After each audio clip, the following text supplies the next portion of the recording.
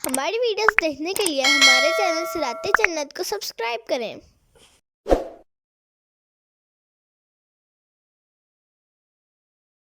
ان اللہ يدخل الذين آمنوا وعملوا الصالحات جنات تجری من تحتها الانہار، بے شک اللہ داخل فرمائے گا انہیں جو ایمان لائے اور اچھے کام کیے باغوں میں جن کے نیچے نہریں رواں۔ والذین کفروا یتمتعون ویأکلون کما تأکل الانعام والنار مثوی لہم، اور کافر برتتے ہیں اور کھاتے ہیں جیسے چوپائے کھائیں اور آگ میں ان کا ٹھکانہ ہے۔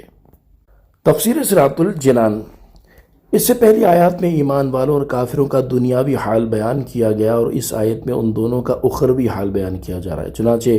اس آیت کا خلاصہ یہ ہے کہ اللہ تعالیٰ چونکہ ایمان والوں کا مددگار ہے، اس لیے انہیں اس کا آخرت میں ثمرہ یہ ملے گا کہ اللہ تعالیٰ ایمان لانے والوں اور اچھے اعمال کرنے والوں کو ان باغوں میں داخل فرمائے گا جن کے نیچے نہریں رواں ہیں۔ اور کافروں کا حال یہ ہے کہ وہ دنیا میں اپنے انجام کو فراموش کیے ہوئے ہیں اور غفلت کے ساتھ چند دنوں کے لیے اپنے مال و متاع سے فائدہ اٹھا رہے ہیں، اور ایسے کھاتے ہیں جیسے جانور کھاتے ہیں، کیونکہ جانور کو یہ تمیز نہیں ہوتی کہ کہاں سے کھانا ہے، اس لیے انہیں جہاں سے جو مل جائے اسے کھانا شروع کر دیتے ہیں۔ اسی طرح کھاتے وقت جانور اس چیز سے غافل ہوتے ہیں کہ اس کھانے کے بعد وہ ذبح کر دیے جائیں گے، اور یہی حال کفار کا ہے جو حلال و حرام کی تمیز کیے بغیر کھاتے رہتے ہیں اور غفلت کے ساتھ دنیا طلب کرنے اور اس کے عیش و عشرت سے فائدہ اٹھانے میں مشغول ہیں، اور آنے والی مصیبتوں کا خیال بھی نہیں کرتے، حالانکہ جہنم کی آگ ان کا ٹھکانہ ہے۔ علامہ اسماعیل حقی رحمۃ اللہ تعالی علیہ فرماتے ہیں اس کا حاصل یہ ہے کہ کافر صرف اپنے پیٹ اور شرمگاہ کی شہوت کو پورا کرنے میں لگے رہتے ہیں اور آخرت کی جانب کوئی توجہ نہیں کرتے، تو انہوں نے اپنے دنوں کو کفر اور گناہوں میں ضائع کر دیا اور دنیا میں جانوروں کی طرح کھاتے پیتے رہے، جبکہ ایمان والے اللہ تعالیٰ کی اطاعت و فرما برداری کرتے ہیں، ریاضت اور مجاہدے کرنے میں مشغول رہتے ہیں۔ اسی لیے اللہ تعالیٰ نے انہیں عالی شان جنت عطا فرما کر ان پر احسان فرمایا۔ اور یہیں سے سید المرسلین صلی اللہ تعالیٰ علیہ وآلہ وسلم کے اس فرمان دنیا مومن کا قید خانہ اور کافر کی جنت ہے کا راز ظاہر ہوا کہ مومن اس چیز کو پہچانتا ہے کہ دنیا قید خانہ ہے اور اس کی نعمتیں زائل ہونے والی ہیں، اس لیے وہ اپنے نفس کو اللہ تعالیٰ کی اطاعت کا پابند بنا دیتا ہے، جس کے نتیجے میں اسے اللہ تعالیٰ کی طرف سے جنت اور اس کی ہمیشہ باقی رہنے والی نعمتیں نصیب ہوتی ہیں۔ اور کافر چونکہ آخرت کا منکر ہے، اس لیے وہ دنیا میں لذتوں اور عیش و عشرت میں مشغول ہوا تو اس کے لیے آخرت میں جہنم کی قید اور زقوم کھانے کے سوا کچھ باقی نہ بچا۔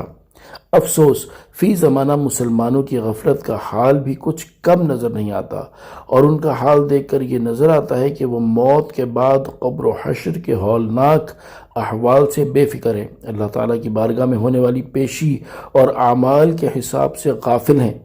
اور ان کا مقصود صرف دنیا کے عیش و عشرت سے لطف اندوز ہونا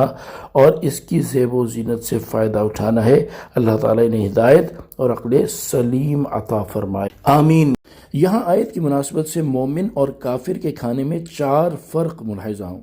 نمبر 1، سچا مسلمان کھانے سے پہلے حلال و حرام کی تمیز کرتا ہے کہ کیا میرے لیے اس کا کھانا شرعاً جائز بھی ہے یا نہیں، جبکہ کافر جانوروں کی طرح حلال و حرام کی تمیز کیے بغیر کھاتا رہتا ہے۔ نمبر 2، کافر کی نظر جانوروں کی طرح ہر وقت کھانے پینے میں رہتی ہے، جبکہ مومن کی نگاہ ذکر و فکر میں رہتی ہے۔ نمبر 3، کافر کھانے پینے کا حریص ہوتا ہے جبکہ مومن قناعت کرنے والا ہوتا ہے۔ نمبر 4، کافر جانوروں کی طرح اپنے انجام سے غافل رہتے ہوئے کھاتا پیتا ہے، جبکہ مومن اپنے انجام پر نگاہ رکھتے اور اس کی فکر کرتے ہوئے کھاتا ہے۔ یاد رہے کہ دنیا کی نعمتوں سے لطف اندوز ہونا برا نہیں، بلکہ برا یہ ہے کہ حلال و حرام کی تمیز کیے بغیر جو کچھ ملے اس سے فائدہ اٹھانا شروع کر دیا جائے۔ یوں ہی برا یہ ہے کہ نعمتوں میں مشغول ہو کر اپنی آخرت کو فراموش کر دیا جائے۔ برا یہ ہے کہ نعمتوں میں کھو کر بندہ اپنے انجام سے غافل ہو جائے۔ اس لیے جو مسلمان اپنے انجام کی فکر کرتے ہوئے اور آخرت کو بہتر بنانے کی تیاری کرتے ہوئے دنیا کی جائز و حلال نعمتوں سے فائدہ اٹھاتا ہے، اس میں کوئی برائی نہیں، اور جو مسلمان حلال و حرام کی پرواہ کیے بغیر نعمتوں سے لطف اندوز ہوتا ہے یا اپنی آخرت اور انجام سے بے فکر ہو کر نعمتوں سے لطف اندوز ہونے میں مشغول رہتا ہے، وہ ضرور برا ہے۔